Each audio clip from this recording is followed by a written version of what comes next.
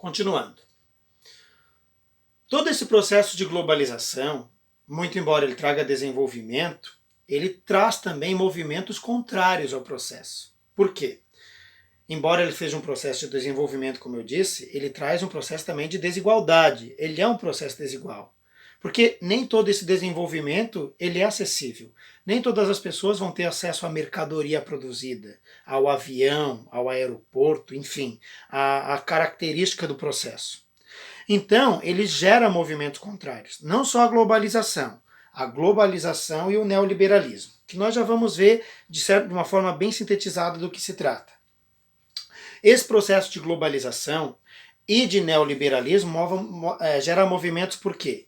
Muitas pessoas, organizações, muitas vezes que vão contra, eles acreditam que ela acentuou a desigualdade, aumentou a desigualdade entre os países. Ela aumentou o processo desigual, ela aumentou a pobreza, aumentou o desemprego. Bom, por isso que muitas vezes muitas organizações vão contra. E essas organizações, esses grupos que vão contra, são chamados de grupo antiglobalização. Esse é o termo, antiglobalização. E antineoliberalismo. Eles vão contra a política neoliberal. Eles vão contra um processo de globalização. E um grupo muito característico que se tem na atualidade são os chamados black blocs, que são grupos que muitas vezes até provocam quebra-quebra em instituições privadas, por exemplo. São grupos que agem de forma mais impressionante. Assim, eles agem de forma material, promovendo, como eu já disse, o quebra-quebra em fachadas de empresa, destruições de fachadas de edifícios, de empresas privadas, por exemplo. Por quê? Porque eles acreditam que querem mostrar essa visibilidade do grupo, dizendo que a globalização e o neoliberalismo são processos, é uma política que acentua esse processo de desemprego, de miséria, de fome, de desigualdade social. Bom, movimentos contra o capitalismo nós tivemos alguns. Não são necessariamente movimentos contra o capitalismo. São sistemas que vão contra os ideais do capitalismo. Que é o quê? Se a gente pensar em capitalismo, nós vamos ter três características, dentre várias, que são mais fortes. O lucro, a propriedade privada e a divisão da sociedade em classes. São três características bem fortes do capitalismo. Lucro, propriedade privada, vai ter um dono para determinado setor da economia, e a luta de classes, duas classes, quem detém os meios de produção, o capitalista, e quem dá a sua força de trabalho, o proletariado, no caso, a massa de trabalho. Nós temos um sistema muito forte, que é o socialismo. Depois nós vamos trabalhar a ideia da Guerra Fria de forma bem sintetizada também, para ter uma noção do que é isso. O socialismo, que vai ser muito representado pelo Karl Marx, por exemplo, que vai promover a ideia de uma sociedade sem desigualdade social, uma sociedade que não seria dividida em classes, essa sociedade que as pessoas elas teriam mais condições, não haveria essa desigualdade social, ela seria mais igualitária. E um outro exemplo de Robert Owen seria o cooperativismo, onde os meios de produção, as pessoas de um modo geral, elas teriam acesso à divisão dos lucros, vamos dizer assim. Não estaria concentrado na mão de um capitalista, de um grande empresário. Seria mais dividido. Como eu disse, são teorias que trazem essa ideia, algumas mais fortes, hoje o cooperativismo crescendo muito, por exemplo, nos dias atuais.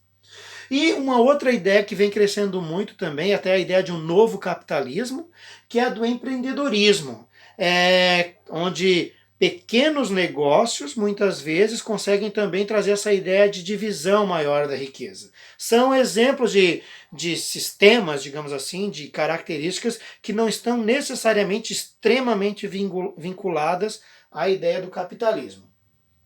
Tudo isso que eu falei da evolução do capitalismo vai surgir também com 4 teorias, aliás, 4 doutrinas econômicas. Uma muito forte lá durante o capitalismo comercial, que eu já falei, que é o mercantilismo. Uma das características do mercantilismo seria o colonialismo, por exemplo, a busca por territórios para buscar riquezas, em termos de terras, o metalismo nos metais preciosos, por exemplo. Uma outra doutrina seria o liberalismo. O liberalismo é uma ideia mais aonde a sociedade, a economia, aliás, ela vai ter uma lei que vai reger ela, que é um Estado, quase nenhuma intervenção do Estado. A economia, de certa forma, ela seria a grande responsável pelo controle do mercado. Uma característica muito forte do liberalismo é a lei da oferta e da procura. Se tem muita oferta no mercado e pouca procura, o preço da mercadoria vai baixar. E automaticamente o contrário. Se tem pouca oferta de um determinado produto e muita procura, o preço vai subir. Nós tivemos uma realidade muito parecida aí no contexto atual com relação a alguns produtos, por exemplo. Essa ideia seria do liberalismo. O próprio mercado estabelece leis. Não há intervenção do Estado nesse caso. Na economia, por exemplo. Muitos autores, muitos estudiosos vão dizer que o liberalismo foi responsável por uma das maiores crises do capitalismo que nós tivemos, que é a crise de 1929, quando deu o crash na Bolsa de Valores de Nova York. E por causa disso, vai surgir uma outra teoria. Da crise de 1929 eu vou falar depois também. O keynesianismo vai ser uma outra política. O keynesianismo, que vai ser proposto por John Keynes, vai diretamente depois dessa ideia do crash na Bolsa de Valores de Nova York, vai ser proposto a ideia do keynesianismo, que seria o quê? A intervenção do Estado na economia. É o contrário do liberalismo. Aqui vai haver uma intervenção do Estado na economia. O Estado deve intervir na economia para que não aconteçam crises, por exemplo, como a de 1929. Um exemplo disso a gente vai ter o surgimento nos Estados Unidos, por exemplo, do New Deal, novo acordo, e o welfare state, que é a existência de um estado de bem-estar social. E o neoliberalismo, que é uma tendência bem atual, diga-se de passagem, ela vai surgir lá nos anos 70, 80, nos países subdesenvolvidos 90, anos 2000, que vai ser proposta também por um teórico chamado Milton Friedman, e vai influenciar primeiro nos territórios do Reino Unido, com a presença da Margaret Thatcher, e nos Estados Unidos com a presença do Ronald Reagan. O neoliberalismo, como o próprio nome já propõe, é a ideia de um novo liberalismo. É quase a mesma coisa. A ideia de um Estado mínimo. O Estado vai intervir minimamente. Abertura ao capital estrangeiro é a ideia. Privatização da empresa estatal. Certo? O Estado deve se preocupar com a infraestrutura. Os serviços públicos, de um modo geral, deve ter pouca intervenção do Estado. Ele deve se preocupar mesmo com a infraestrutura dos serviços do setor. E a privatização da empresa vai ser uma marca característica. A abertura ao capital estrangeiro, a entrada da empresa estrangeira, a desregulamentação da economia, de políticas trabalhistas, por exemplo, com a ideia de que o Estado intervenha minimamente na economia. A ideia do neoliberalismo, inclusive, é uma ideia bem atual. Bom, como eu falei, falando mais especificamente das crises do capitalismo, uma muito comum que nós temos é a de 1929, depois nós tivemos, não começa necessariamente em 2008, mas ela vai estourar lá em 2008, a dos subprimes, a da dívida pública em 2010, 2012, e muito provavelmente logo a gente vai ouvir falar da do novo coronavírus. Bom, aqui tem algumas características só para ter uma ideia de diferenciação dessas crises. A maior que nós temos do capitalismo hoje, considerada a maior, é a de 1929. Talvez isso venha a mudar no futuro, mas aqui a gente tem conhecimento hoje é isso. Crescimento da economia dos Estados Unidos durante e após a Primeira Guerra Mundial. Os Estados Unidos é o grande exemplo que a gente usa por causa da Bolsa de Valores de Nova York, com a mecanização do campo. E um grande fator está aqui, ó. Embora a especulação financeira, um grande fator vai estar aqui, ó. houve uma subprodução e um subconsumo. Superprodução, muita produção, pouco consumo. Isso vai fazer com que sobre produto. É aquela ideia do liberalismo. Muito produto, pouca procura, o preço cai. O que vai acontecer? Vai acontecer um crash na Bolsa de Valores de 1929, que vai repercutir e vai se reproduzir para o mundo inteiro com um período chamado Depressão dos anos 30, que vai chegar no Brasil, por exemplo. Produtores de café vão perder grandes produções, vão queimar café dentro de áreas de armazenamento. Enfim, como eu disse, vai surgir o keynesianismo, que é uma teoria que vai contra essa ideia do liberalismo, por causa da crise de 1929. E o New Deal, o welfare state, que eu falei ali antes, essa ideia de que o Estado ele tem que intervir, ele tem que cuidar dos serviços, por exemplo, de bem-estar social da população. Uma ideia de um novo acordo econômico para que a economia ela se desenvolva. Na crise de 2008, há uma superprodução de crédito, redução do crescimento da economia. Essa crise imobiliária ela vai ser muito característica e um grande causador desse processo da chamada crise do subprime. Efeitos da economia globalizada, o mundo inteiro estava muito interligado a partir de bolsas de valores, por exemplo. E um grande causador vai estar aqui, os empréstimos subprimes. Por isso que ela é chamada de crise dos subprimes. O que quer dizer isso, esses subprimes? O termo subprime, dentro desse contexto, ele quer dizer que os empréstimos, num primeiro momento, ele era concedido às pessoas que tinham condições de pagar. Houve todo um processo de perda de investidores e de capital na Bolsa de Valores. Para que essas pessoas não decretassem falência, todas essas pessoas elas foram remanejadas para dentro da área imobiliária, para comprar casas, por exemplo. Hipotecar casas, de certa forma, ter dinheiro para continuar investindo. A ideia era essa. Só que a crise ela continuou. E aí, num primeiro momento, esse empréstimo que era concedido às pessoas que tinham condições de pagar, histórico de bom pagador, foram começados a ser concedidos às pessoas sem esse histórico. Aqueles que não estavam mais dentro do cadastro do bom pagador, vamos dizer assim. Então, por isso, subprime, empréstimo de alto risco. E o medo que era da perda se concretizou. Essas pessoas não conseguiram pagar o seu produto e, não conseguindo pagar o seu produto, elas acabaram perdendo tudo que tinham. E, de certa forma, os estados, os países, os governos dos países acabaram assumindo essas dívidas, digamos assim, começaram a gastar mais do que arrecadavam.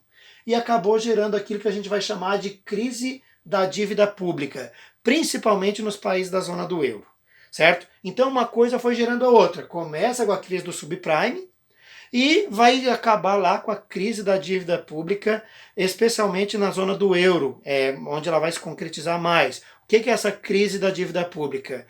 Os estados, os governos, vamos pensar assim, eles acabaram gastando mais do que arrecadavam e não conseguiram mais honrar os compromissos. E gerou uma crise muito grande e um efeito devastador na economia de muitos países, como por exemplo nos da Europa. Bom, esses são exemplos de crises que nós tivemos.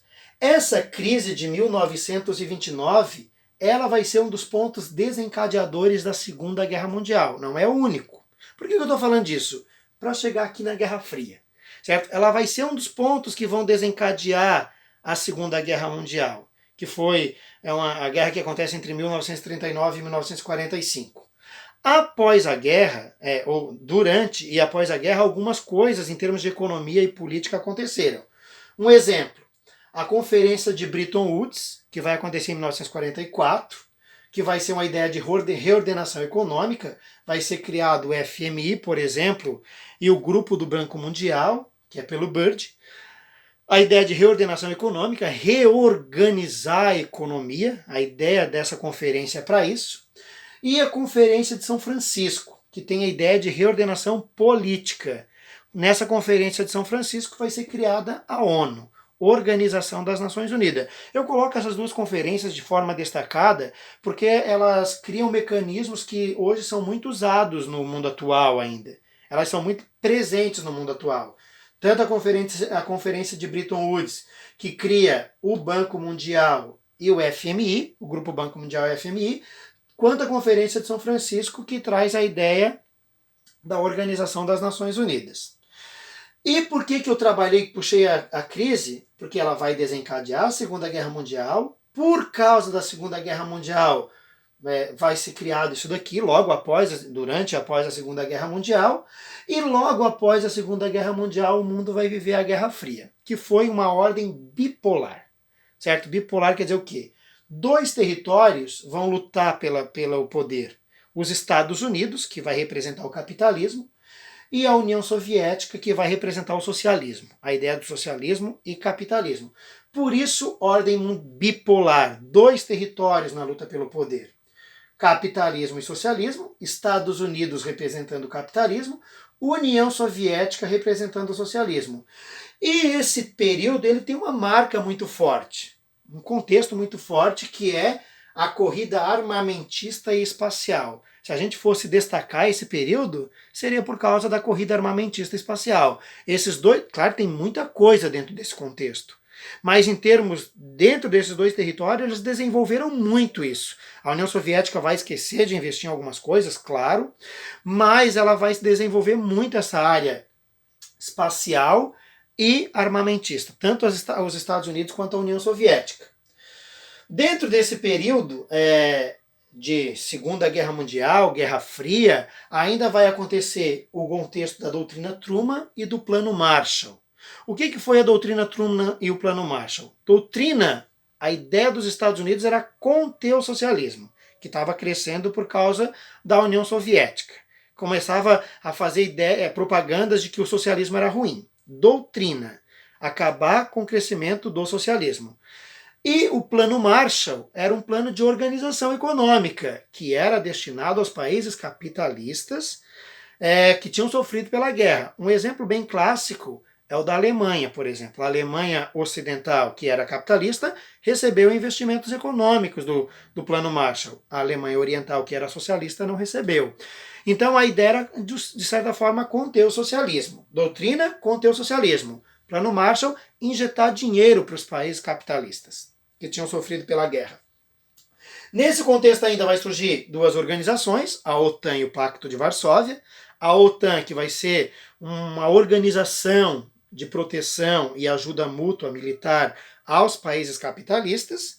E o Pacto de Varsóvia, a mesma coisa, só que para os países socialistas. Certo? A OTAN vai, de certa forma, criar um núcleo de proteção para os países que se tornarem capitalistas, de defesa, Organização do Tratado do Atlântico Norte.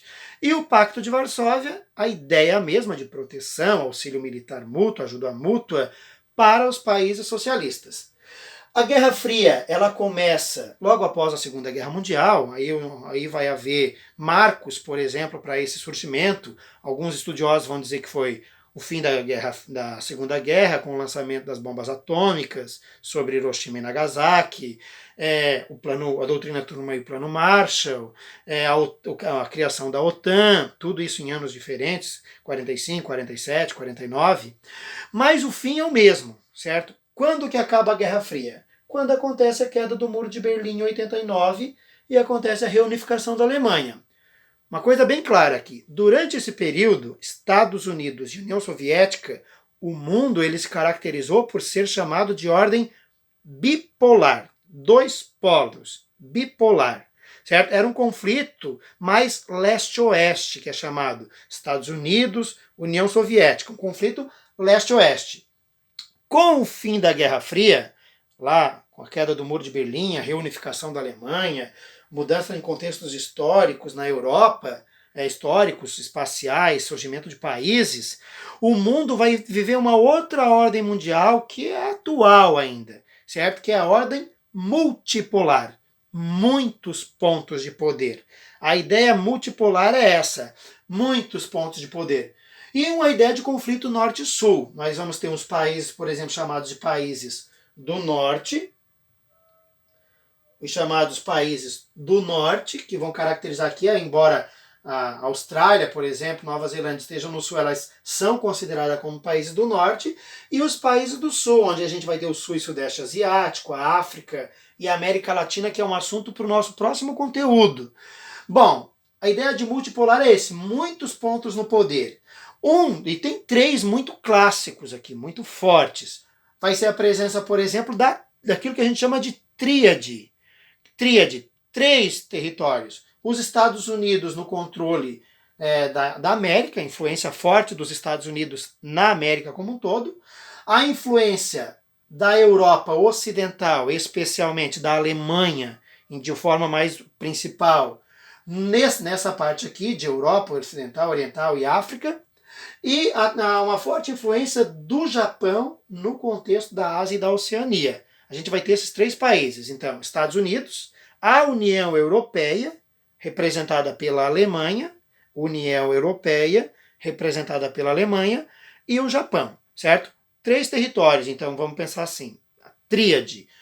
E vários outros países vão se desenvolver nesse contexto. O G7, grupo dos 7 países mais desenvolvidos do mundo, a gente vai ter um mapinha para ilustrar isso. O G20, que vai representar a ideia das 20 nações mais desenvolvidas do mundo, surgimento de países emergentes nesse contexto, que vão ser economias que vão começar a se desenvolver principalmente a partir dos anos 2000, surgimento do BRICS, Brasil, Rússia, Índia, China e África do Sul, que vão ser um grupo de países que também vão se desenvolver um pouco mais dentro desse contexto de ideia, que vão criar em Xangai uma sede de um banco parecido assim com a ideia do Banco Mundial, do BIRD, do Banco de Integração e Reconstrução e Desenvolvimento, o Banco Mundial.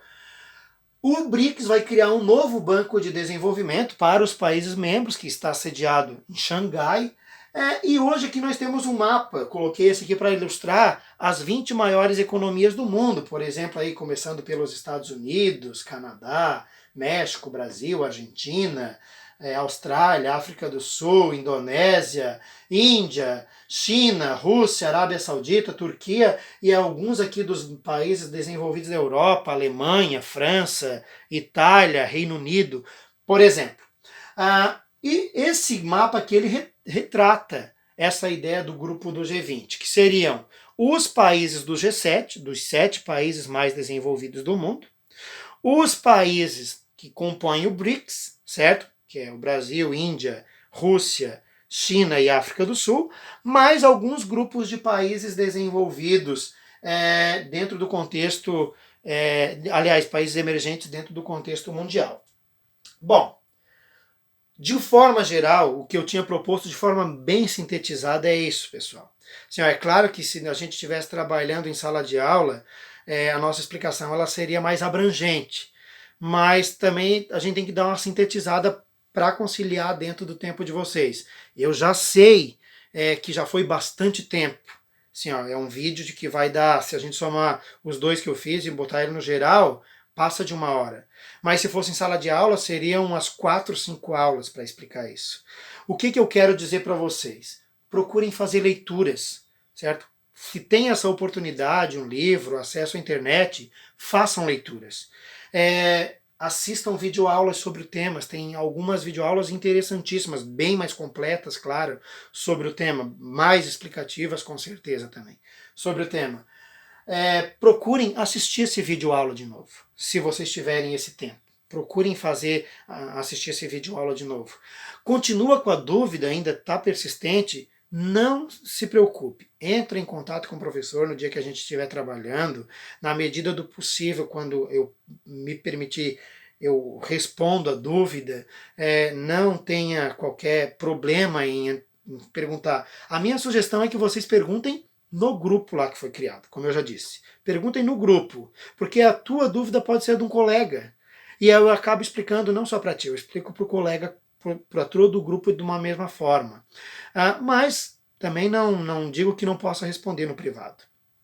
Os trabalhos, esses sim, vocês devem entregar no privado. Uma coisa que eu quero deixar como dever de casa, só que isso não é estudo, é que vocês baixem esse aplicativo, o Hangouts Meet. Se baixaram o Zoom, podem excluir. A Anvisa pediu para que fosse excluído por causa de vazamento de informações. Então, se baixaram o Zoom, eu gostaria que vocês excluíssem. O ícone desse aplicativo aqui é parecido com uma filmadora. Pessoal, no mais, a minha explicação, como eu já disse, ela foi bem sintetizada. Se vocês tiverem o livro impresso, podem usar o livro impresso. Se não, vocês podem baixar ele na versão digital, ela está na internet. Eu até estou colocando o link aqui e coloquei junto no material, no primeiro material que foi para vocês baixarem o livro no computador, no celular. E que se tiverem qualquer dúvida, por favor, entrem em contato. Pessoal, no mais, tenham todos aí uma boa semana, podem contar comigo e tudo que vocês precisarem, não se acanhem, não tenham medo, não tenham vergonha, mandem um áudio, mandem um vídeo, mandem uma mensagem. Tamo junto nessa, logo logo a gente vai estar de volta em sala de aula e até que esse momento não chegue, fiquem todos com Deus, um abraço.